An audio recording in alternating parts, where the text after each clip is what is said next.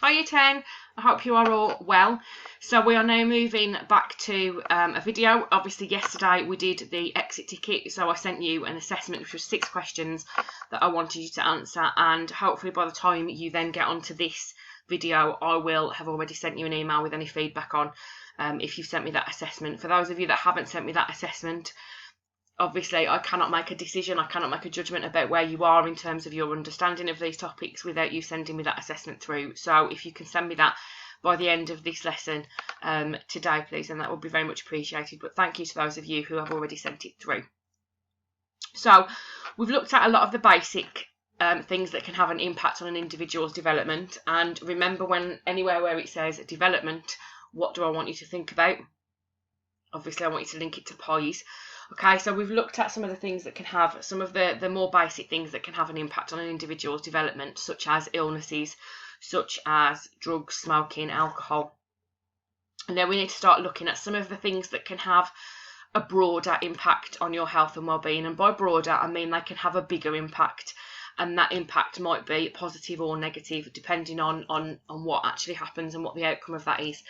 So we're going to start looking at relationships. Now next Tuesday the lesson that we do will look at the different types of relationships that there are and the different kind of structures of relationships. But just for today, this lesson is more focusing on the impact of relationships, of supportive and unsupportive relationships, and that can take any form.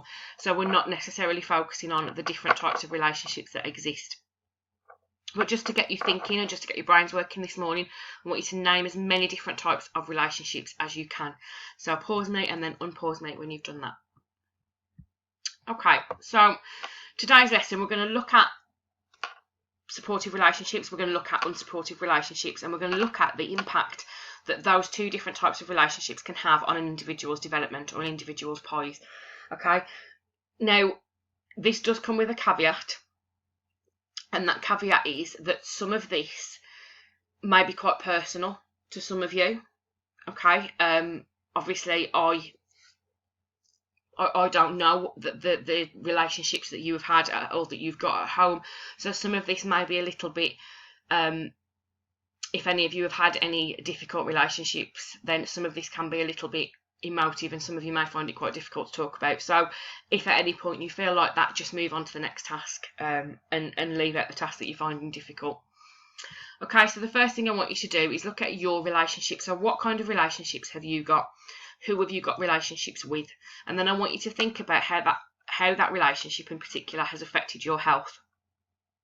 Okay, whether that's a positive or a negative. So for you guys, I guess we're talking about relationships with family, relationships with friends, at school or out of school. If you've got friends that don't go to the same school as you, we could be looking at relationships with an extended family. We could be looking at, relationships with a boyfriend or a girlfriend if you're in that position and you have that kind of relationship. You could also look at relationships that you've got with teachers. Some of you have fantastic relationships with teachers, others may not. Some of you may have a good relationship with one teacher and not with another. And thinking about, and I'm making light of this a little bit, but only because this is probably what I would say in the classroom, but thinking about the latest announcement from the government that you are allowed to meet up with one other member of a household in public, but you aren't allowed to meet up with two. So we've had a great debate about it in our house, and it's become a bit of an ongoing joke really about which of my parents is my favourite. Because obviously I can't meet my mum and dad at the same time outside of my house, but I can meet my mum or my dad. So it's become a little bit of an ongoing joke really about which parent I would want to see outside first. So just thinking about the different types of relationships that you've got and the impact that those relationships have had on you positively and negatively. Now you can look at that in a very general overall, this is the positive impact they've had on me. So for example, when you're talking about family, you could say they've provided me with a secure home. That's meant that I'm in a very safe environment, particularly in the environment that we're in at the moment, or the climate we're in at the moment. They've given you a safe environment to be in, and that's had a positive impact on your health because you are safe and you are protected. Now you could take that one step further and talk about how that's affected your pies. Okay, so you could say that that has helped you, or that's had a positive impact on your emotional development, because you feel happy, you feel secure, you feel content within that environment, and that's helping your emotional development. You could also, and again, this is looking at it very much from the situation that we're in at the moment, you could also say that being in a household with your family for a prolonged period of time is not having a negative impact, but is not always a positive impact, because it is difficult being in the household with the same people 24 hours a day, 7 days a week. And I am feeling that struggle as well. When my husband is at home, I am struggling because I like my routine, and you know, when we're both at work, I have a little bit more freedom, I get a little bit more personal space. So I am struggling being at home with him and Dylan 24 hours a day, 7 days a week, and I am finding that hard. And there are times when I become snappy, and I have joked very often that, you know, we potentially will come out of this with a divorce, because he will drive me insane. But that could be having a negative impact on my emotional development, because there could be things that are driving me a little bit insane, and are making me snappy and argumentative, for example. I've gone off on a little bit of a tangent now, but it's just thinking about what positive and negative impact those relationships have had on you, okay? And if you've had no negative, if those relationships have had no negative impact on you, then I want you to think about what the potential negative impact that could have on you, okay? If that relationship wasn't as good as it is, what is the potential for that to be a negative relationship? And that's what I want you to start thinking about, okay? Okay, I'm back. I just wanted to delete a slide. So I started filming it and then realised it didn't make sense, and I was just going to confuse you even more because I was confusing myself. So what I want to look at now is, what is a supportive relationship? So what do you think about when I say a supportive relationship? What comes to mind? What do you think about? And it says what images come to mind when you think about a positive relationship, but obviously what words come to mind when you think of a supportive relationship? What do you think makes a supportive relationship? So what is the difference between a relationship and one that is supportive? Okay, and who can we have a positive relationship with? So when we're looking at the people who we have different relationships with, who do you have that positive relationship with? Is there anybody you can't have that positive relationship with? And what are the reasons why? Okay, so just some very basic questions about what a positive relationship is there. Okay, so 4 things, as you can see here, that make a positive relationship. One is mutual support. So that support obviously works both ways. So you support the other people support you. Now, that is very, very difficult. And if, for example, you don't agree with what that other person in the relationship or other people in the relationship are doing, and you don't support them, then that obviously turns it into a negative relationship. But it's about accepting that you may have differences of opinion, but supporting them at the same time.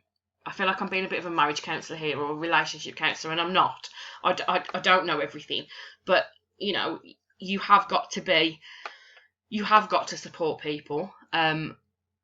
There will be times when you don't agree with people that you are in a relationship with, whether that is your family, whether that is your friends, whether that is your teachers, your other half, your spouse. You know, that there will be times when you don't agree with what they are doing, but it's about making sure that you have a level of mutual support within that relationship, and that you are there to support each other.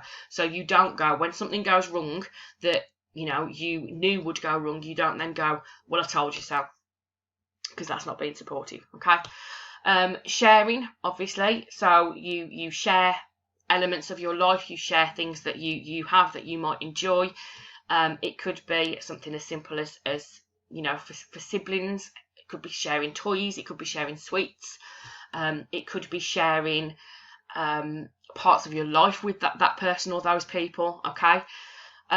Loyalty and respect, trust also comes into that, but these are the 4 words that we're focusing on at the moment. So obviously being loyal to those people, and if you have a relationship with those people, then understanding that there is a level of respect for that person or those people, and that you are loyal to them, and you won't, you know, necessarily stab them in the back or betray them if they do something that you don't agree with, or that you don't support.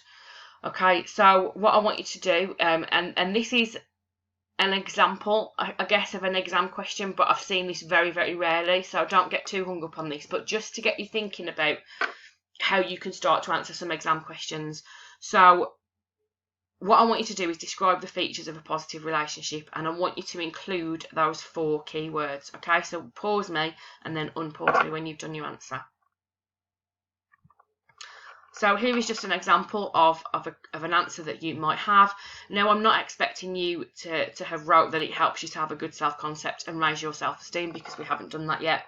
But what I am expecting you to talk about is about the different features of relationships. For example, sharing can help you to have a positive relationship or a supportive relationship, because mutual support is important, because feeling respected can help you feel, etc, etc. Okay,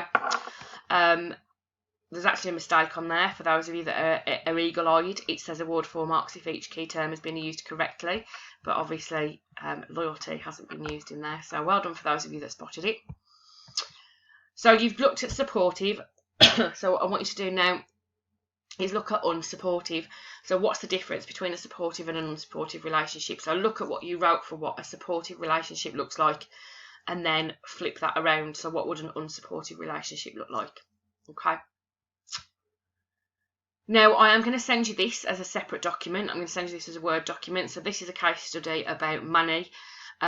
You do not need to copy the case study down into your book. You can either do this on a Word document or you can do it in your book. I'm not fussed.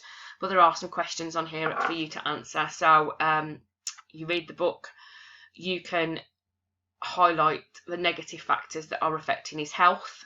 So, for example, if I can find one, stays out late at night, he's then tired. Okay, so that would have an impact on his health.